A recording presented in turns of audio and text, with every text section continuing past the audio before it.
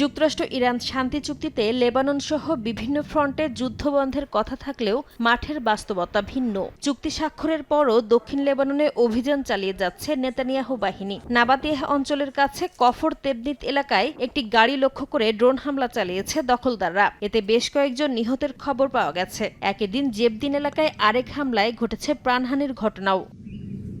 লেবাননের স্বাস্থ্য মন্ত্রণালয়ের সবশেষ তথ্য অনুযায়ী চলতি বছরের মার্চ থেকে শুরু হওয়া ইসরায়েলি অভিযানে এখন পর্যন্ত প্রায় ৪,০০০ মানুষ নিহত হয়েছেন। আহত হয়েছেন প্রায় ১২,০০০ মানুষ।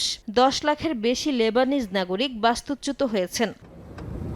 ইসরায়েলি বাহিনীর অগ্রযাত্রা ঠেকানোর দাবি করেছে হিজবুল্লাহ। দক্ষিণ লেবাননের দখলদাররা অগ্রসর হওয়ার চেষ্টা করলে রকেট, ড্রোন ও গোলাবর্ষণের মাধ্যমে প্রতিরোধ গড়ে তোলে তারা। এতে ইসরায়েলি বাহিনী পিছু হটতে বাধ্য হয় বলে দাবি সংগঠনটির।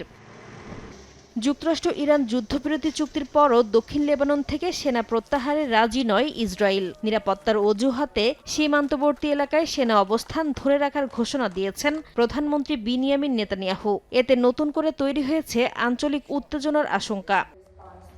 লেবানন সংকট ঘিরে জোরদার হয়েছে আন্তর্জাতিক কূটনৈতিক তৎপরতা। পরিস্থিতি নিয়ে আলোচনায় বৈরুত সফর করেছেন কাতার, ফ্রান্স ও যুক্তরাজ্যের প্রতিনিধি। তাদের সঙ্গে বৈঠকে প্রেসিডেন্ট জোসেফ আউন বলেন, মানবিক সহায়তার পাশাপাশি লেবাননের দীর্ঘমেয়াদী বিনিয়োগ, অর্থনৈতিক পুনরুদ্ধার এবং আন্তর্জাতিক আস্থা পুনরুদ্ধারও প্রয়োজন।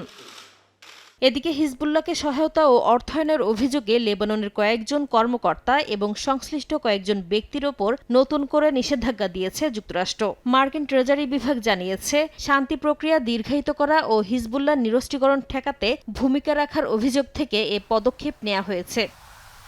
নাসরিন রুমি, সময় সংবাদ।